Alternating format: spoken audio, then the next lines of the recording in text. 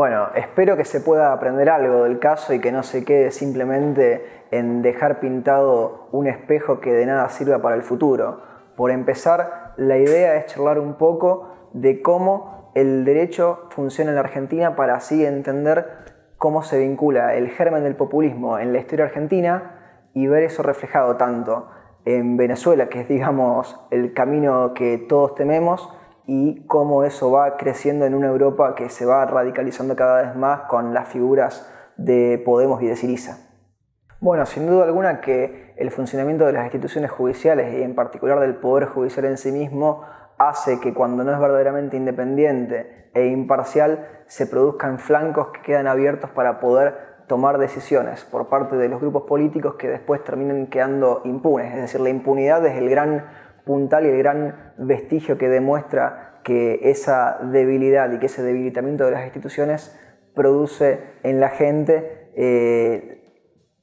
el descreimiento primero en la justicia y después en todo lo demás. Cuando los jueces toman decisiones que la gente cree que son injustas, independientemente de si son legales o ilegales, legítimas o ilegítimas, eso lo que hace es perpetuar un círculo en el cual siempre se van debilitando cada vez más hasta que nadie ya cree en la justicia y entonces ya nadie cree más nada.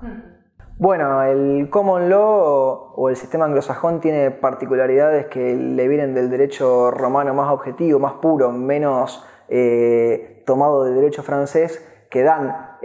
una fuerza mucho mayor para poder alejarse de todo. Creo que nunca hay que olvidar que el Reino Unido es una isla y eso le dio la posibilidad de aislarse en periodos en los cuales la globalización y la transterritorialización todavía no habían calado hondo. Entonces, en base a eso, con un derecho que es oral, quizá en las ideas de Taleb, un derecho más antifrágil y menos permeable a la cristalización y al paso del tiempo, facilitan la cercanía y la inmediatez y la inmediación con el ciudadano de a pie para poder resolver los problemas y no dejarlo enmarañado en la burocracia kafkiana de los recursos, los papeles y los trámites interminables. Esa es una muy buena pregunta y a la que uno desde el punto de vista subjetivo querría responderle que quizás son los últimos estertores y que estamos acercándonos al final de estos periodos y de estos grupos de poder, más en un año electoral como lo es este 2015 en la Argentina. Sin embargo, el día a día nos demuestra que estos grupos y estas personas tienen grandes facilidades para poder acoplarse y adaptarse a lo que el contexto les provee. Incluso si lo vemos desde el punto de vista del peronismo, que siempre se definió como un movimiento y no como un partido en la Argentina, eso les ha dado la plasticidad para poder acoplarse, si queremos, volver a categorías que ya están perimidas, tanto a la izquierda como a la derecha, tanto a lo más, como les gustaba decir ellos, neoliberal o populista, y entonces es muy difícil saber a ciencia cierta qué sucederá, ¿no? Si uno pudiese adivinar el futuro, qué bien que a uno le vendría. Uno quiere creer que hay chances de que esto se acabe, pero el caso de Venezuela y de Argentina en particular, y bueno, después los casos de Ecuador, los casos de Bolivia, en menor medida porque económicamente han logrado manejarse mejor, Brasil incluso, no dejan un panorama simple para que esto se resuelva. Y si en Europa llegara a tomar raíz sería incluso mucho más dificultoso. Bueno, eso es una idea interesante porque yo no estoy en desacuerdo con la economía mostrándose como una suerte de pared que choca y le muestra la realidad de aquello que se trataba de ocultar, ya sea con un relato, con lindas palabras o modificando las leyes, porque también está esa idea de que por modificar las leyes van a modificar la realidad, ¿no? Como si por tener un ministerio de la felicidad fuera la gente a ser un poco más feliz. Pero es muy importante, me parece, el ejemplo de Grecia, que ya está en una situación muy complicada y con medidas que se van tomando que lo van alejando cada vez más de la Unión Europea. Si el hecho de que Grecia choque con una pared en el futuro le demuestra a los vecinos que no están tan alejados, más en una Europa tan globalizada y conectada, ¿no?, como la de otras épocas, que no es el camino correcto a tomar. Pero sí, a ver, cuando uno está con la panza llena no se pone a pensar que va a comer mañana o si va a tener comida.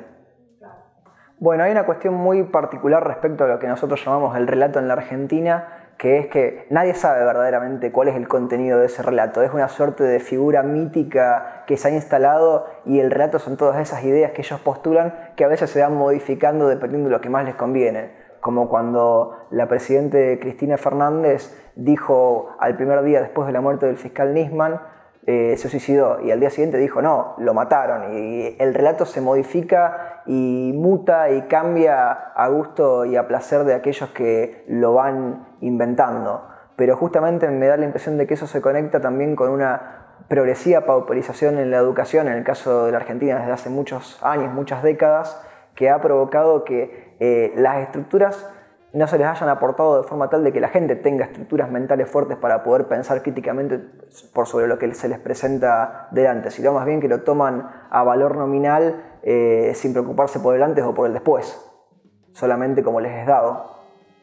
Bueno, ustedes quizá hayan visto alguna vez históricamente los libros que Perón y Eva Duarte entregaban en las escuelas de Evita me ama como me ama mi mamá y mi papá, así que eso ya ha quedado en el tiempo, pero ha habido, por ejemplo, para afuera la imagen de una supuesta fuerte inversión educativa, cuando en realidad todo lo que se ha hecho no ha sido más que, por ejemplo, comprar computadoras o agregar cosas que no ayudan en nada a la calidad educativa, ni para bien de los alumnos ni para bien de los docentes. Entonces, la deserción escolar ha ido en aumento, los niveles de medición internacionales como los exámenes PISA, entre otros, han ido cada vez decayendo aún más, entonces Argentina está peor posicionada que lo que estaba posicionada al comienzo de esta ya larga década. Esa es una idea muy interesante y que siempre me pregunto. Nosotros tenemos ahora mismo dos experimentos que nunca han dado demasiados frutos, que son por un lado el Mercado Común del Sur, el Mercosur, y por otro lado la UNASUR, que no tiene la misma fuerza, la misma entidad que el Mercosur, pero va a la par, que han tratado de erigirse como organismos supranacionales sin suerte, porque no se los ha reconocido completamente o no se les ha dado las herramientas. Es quizá complicado dar una respuesta directa a eso porque hay muchos países que querrían imponerse sobre los otros. El caso de Argentina y Brasil, por empezar, que los dos se disputarían muy probablemente ser la cabeza visible frente al mundo y dentro del mismo organismo, y entonces quizá nunca terminaría consolidándose, pero sería un importante experimento. Quizás se hundirían todos juntos, no lo sabemos, pero... Bueno, hay algunos países que han mostrado grandes avances, incluso ahora con gobiernos de signos políticos que no son muy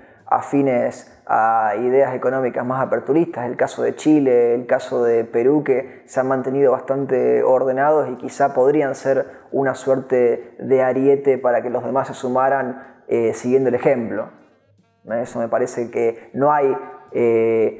falta de países que verdaderamente traten de salir de la coyuntura y de las problemáticas que América Latina vive hoy en día.